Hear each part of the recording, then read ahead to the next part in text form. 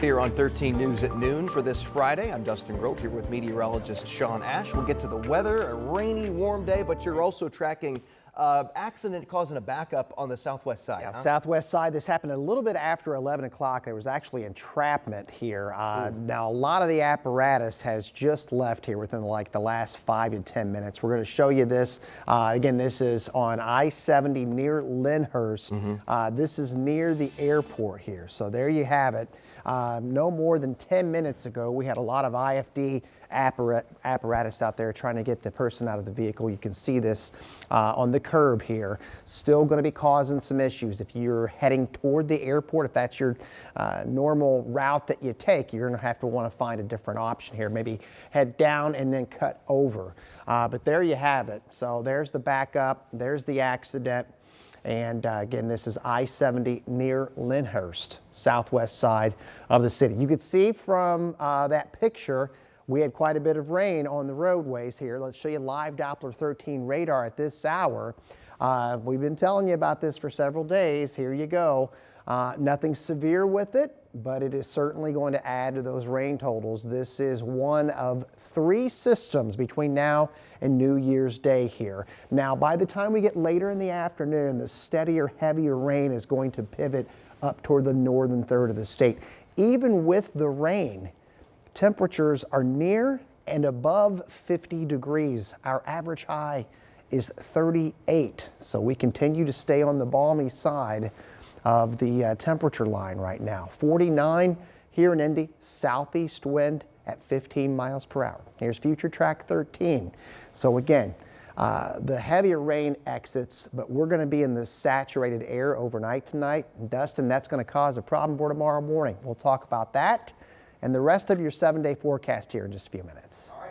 We'll see you then, Sean. Thank you. To the headlines now, and we are working to learn more about a police-involved shooting in Lawrence that left the suspect in critical condition. So here's what we know. Police tell us this started just after midnight near East 56 and Kirchville Drive. That's near Harrison Hill Elementary School.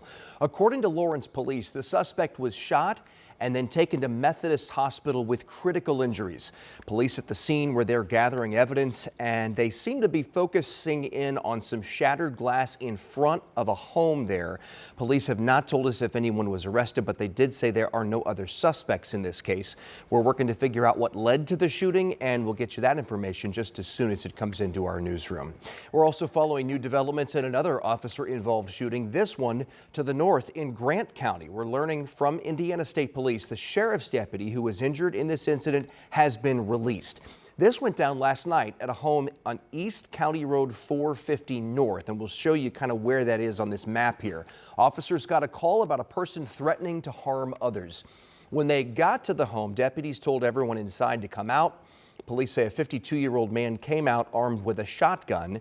State police say the man fired at the deputies who fired back. The suspect was hit at least once. Investigators say the man was airlifted to an area hospital. The deputy involved in the shooting will be placed on administrative leave, which is standard procedure in a police-involved shooting.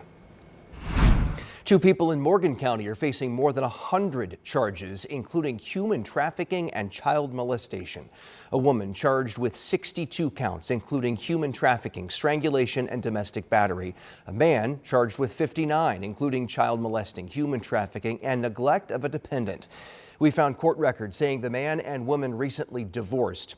13 News reached out to the Morgan County Sheriff. He confirms his office is investigating, but referred us to the prosecutor's office for more information. The prosecutor didn't respond to our request for comment. We'll let you know if he does.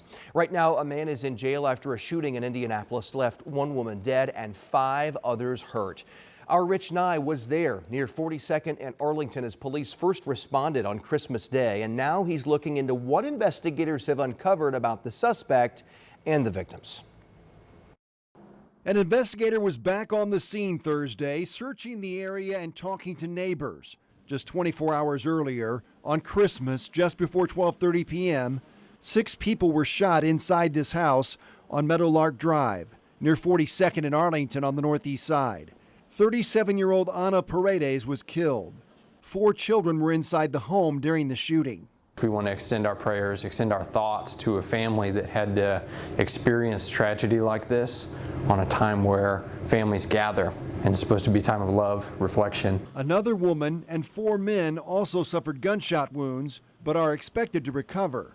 Police say the victims identified a 35-year-old man as the shooter. Police say they found him hiding in some bushes. This individual was close by. Our officers quickly got to work to stabilize the scene, to render aid to those who had been injured, and they were also able to apprehend who we believe to be the sole individual responsible for this, and we're happy to say that through the hard work of our detectives, that individual has since been arrested. Police say they recovered a gun in the house. They have not said what relationship the suspect has to any of the victims. A neighbor says there are big, loud parties at this house almost every weekend.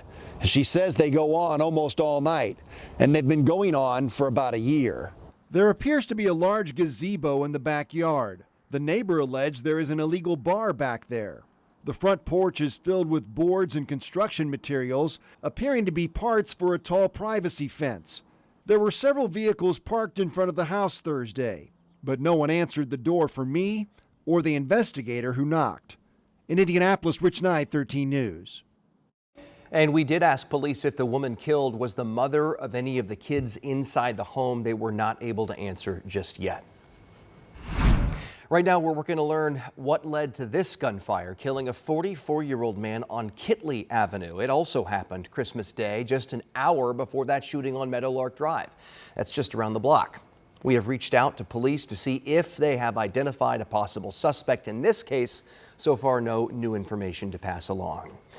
Right now, firefighters are working to try and figure out what led to a fire at a church in Crawfordsville. Crews at the scene tell 13 News they got the call around 1:30 yesterday afternoon to One Way Pentecostal Apostolic Church on Mill Street. Their initial effort inside was disrupted by smoke. Firefighters evacuated and started defensive operations outside. They say they're not sure what ignited the fire, but they believe it started in the basement. The church has not been occupied for about a year and a half. Nobody was hurt in the fire, thankfully. The state fire marshal was on the scene and is expected to be back as soon as they can to investigate. And right now, fire investigators in Indianapolis confirm they are working with nearby business owners and neighbors to try and figure out what caused this fire at the Sanctuary on Penn, a massive fire here downtown. They're hoping someone may have information pointing them to answers. Flames destroyed the church building and wedding venue on Christmas Eve. There were safety concerns at that site near Pennsylvania and Walnut Streets. According to IFD, that meant investigators could not do what's called an interior investigation of that property before crews tore it down. We're reaching out to see what the next steps might be. We'll let you know when we hear back. The city of Anderson is taking a big step to help Hoosiers without a place to call home. Our partners at the Anderson Herald Bulletin report Mayor Thomas Broderick Jr. awarded $900,000 in American Rescue Plan funding to help combat homelessness. The money is going to Aspire Indiana Health. It'll be used to address mental health and substance abuse as well. The Anderson Community Development Department is also working with HUD to secure $1.4 million to purchase housing for the homeless too. Heads up, now that the holidays are over, soon the Christmas trees will start to come down, and Marion County residents can dispose of their trees. You can get rid of them at multiple drop-off locations now through January 31st. They'll be turned into mulch. You just have to make sure you've, of course, removed all those decorations. And we've got a list of the locations and where you can drop off your Christmas tree. It's posted right now to WTHR.com/SeenOn13. Well, what a year for Indianapolis. Our city hosted a whole host of events, right? This year, bringing hundreds of thousands of people to town and millions of dollars. Visit Indy just released its 24 reasons this year shaped the city's future. And that list, of course, includes music superstar Taylor Swift. More than 350,000 people came downtown for her Eras Tour stops at Lucas Oil Stadium. And Lucas Oil Stadium traded the field for the pool back in June. Remember this, for the U.S. Olympic swim trials. The event broke attendance records there as some of the best athletes in the country nabbed spots on Team USA. But a complete list of events would not be complete without some talk of totality. More than 125,000 people made the trek here to central Indiana for a look at the eclipse. And Indy's just getting started. Next year's slate also full with the WWE Royal Rumble in February and the WNBA All-Star Game coming to town in July.